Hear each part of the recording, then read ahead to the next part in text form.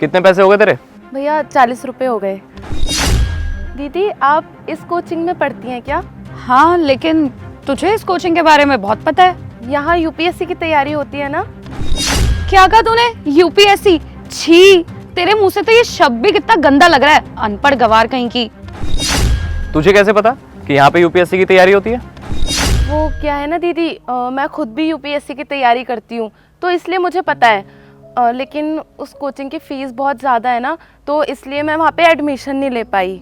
और आपको पता है मैंने तो ना नोट्स भी बना रखे हैं। मुझे थोड़े बहुत डाउट है पर ठीक है मैं चला लेती हूँ। क्या कहा तूने? यूपीएससी की तैयारी कर रही है? जरा यूपीएससी की फुल फॉर्म बताइयो। Ma'am union pub. बस बस, मुझे अच्छे से पता है कि तुझे कुछ नहीं आता और तुम लोग ना अनपढ़ हो।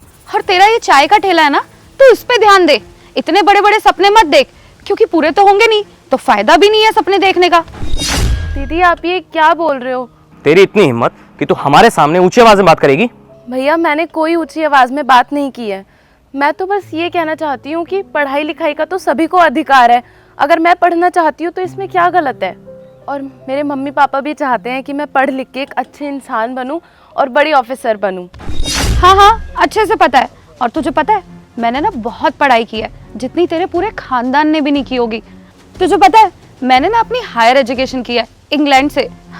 पर तुझे तो इंग्लैंड के बारे में पता ही नहीं होगा। चल मैं बता देती हूँ।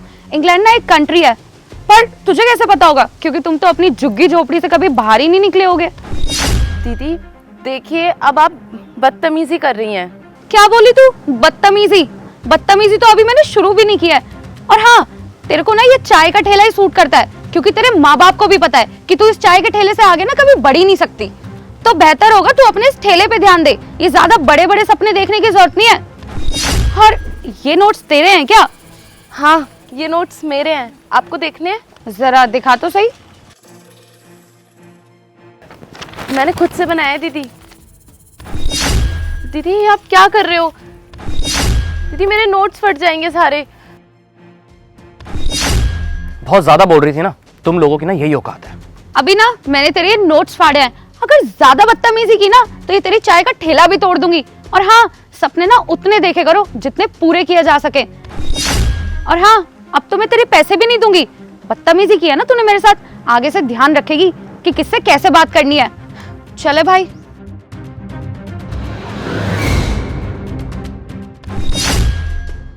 भैया बस एक बार इस बिल्डिंग को बनने दो, उसके बाद मिलकर पार्टी करेंगे। हाँ बहन, बात तो तू ठीक कह रही है, लेकिन हम गैर कानूनी बिल्डिंग बना रहे हैं तो हम लोग फंस तो नहीं जाएंगे? अरे भैया, आपको ना इस चीज की फिक्र करने की कोई जरूरत नहीं है। मेरी ना यहाँ पे बहुत चलती है। और जितने भी यहाँ पे ऑफिसर है ना, उन सबको मैं पैसे खिलाती हूँ उनका मुंह बंद कराने के लिए। इसलिए किसी भी ऑफिसर की औकात नहीं है मेरे सामने बोलने की।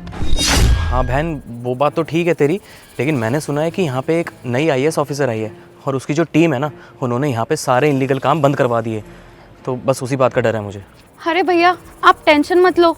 ये जिस टीम की आप बात कर रहे हो ना, उससे ज्यादा खतरनाक मैं हूँ। और इस एरिया के जितने भी आईएएस ऑफिसर हैं, उन सबको मैं पैसे खिलाती हूँ मुंह बंद करने के लिए। इसलिए भैया मेरे पैरों की ना जूती भी नहीं है वो, और मैं नहीं डरती उनसे। लेकिन बहन अगर कुछ प्रॉब्लम? लेकिन वेकिन कुछ नहीं भैया, आप ना ज्यादा टेंशन मत लो। और मेरी तरह बनो, मुझे बिल्कुल टेंशन नहीं हो रही, क्योंकि मैंने पहले भी बहुत सारी इलीगल बिल्डिंग बनाई है। तो आपको परेशान होने की बिल्कुल भी जरूरत नहीं है। मैं हूं ना, मैं सब देख लूंगी। अरे बहन, हमारी बिल्डिंग के आगे ये लोग कौन खड़े हैं? इन लोगों की इतनी हिम्मत, इनको तो मैं बताती हूँ। चलो। ओ हेलो, तुम लोग खड़े होने से पहले सोचते नहीं हो क्या कि कहाँ पर खड़े हो? ये मेरी प्राइवेट प्रॉपर्टी है, इसलिए कहीं और जाके जगह ढूंढो खड़े होने की। कपड़ों से तो तुम लोग अच्छे करके लगते हो और पढ़े लिखे भी लगते हो, फिर भी तुम्हें इतनी अकल नहीं है कि कहाँ पर खड़े होना है। ये मेरी प्रॉपर्टी है, इसलिए यहाँ से साइड हटो। चलो। आप पागल हो गई हैं क्या? आपको पता भी आप किससे बात कर रही हैं? किससे बात कर रही हो? कोई तोप है क्या? ये यहाँ की नई आईएएस ऑफिसर है और मैं यहाँ का नया एसडीएम। क्या IAS officer? SDM sir? I am so sorry ma'am, I am so sorry sir. मुझे नहीं पता था कि आप लोग इतने बड़े ऑफिसर हैं, वरना मैं ऐसे क्यों बिहेव करती। Ma'am I am really sorry for the behaviour, पर पता नहीं, मुझे ऐसा लग रहा है कि मैंने आपको पहले कहीं देखा है। अरे बहन, आई थिंक ये तो वही चाय वाली है जिसके नोट्स तुमने फाड़े थे। चाय वाली? ओह हाँ, आपने मुझे पहचाना? बहुत टाइम पहले आपका चाय का ठेला था और मैं वहीं पर ही यूपीएससी की कोचिंग लेने आती थी। आपको तब आईएएस ऑफिसर बनना था ना? मुझे तो यकीन ही नहीं हो रहा है कि आप आईएएस ऑफिसर बन चुके हैं। I am so proud of you.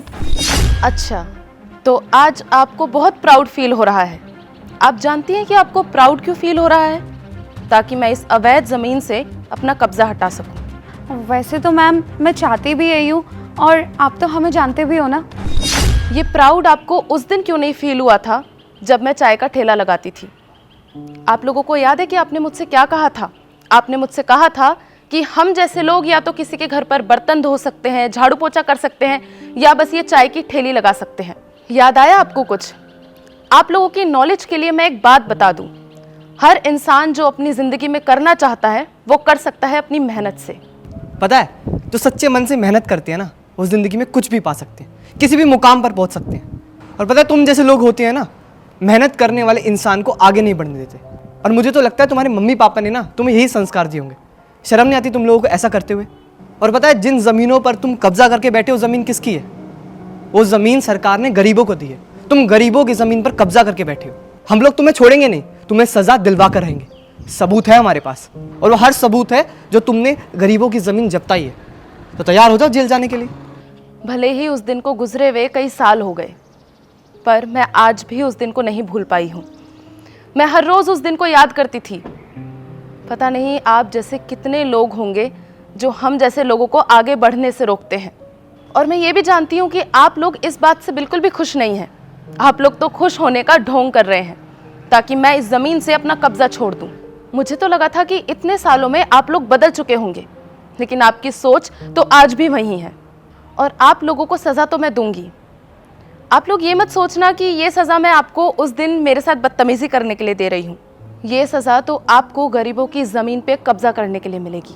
सज़ा तो आप लोगों को मिलना ज़रूरी है, क्योंकि हो सकता है आगे चल के आप फिर से यही हरकत करो, गरीबों के साथ मिसबिहेव करो, उनके साथ बदतमीज़ी करो और उनकी ज़मीनें हथिया लो। लेकिन मैम हाँ प्लीज़ मेरी बात तो सुनिए। तुम चुप रहो, सज़ा तो तुम्हें मिल के रहेगी। आप एक काम करो, आप पास वाले थाने में कॉल करो और महिला कांस्टेबल को यहाँ पर बुलाओ। सर प्लीज कॉल मत कीजिए। सर एक लास्ट चांस दे दीजिए। हम ये सारी प्रॉपर्टी छोड़ देंगे और हम कभी भी किसी गरीब की प्रॉपर्टी पे कब्जा नहीं करेंगे। चलिए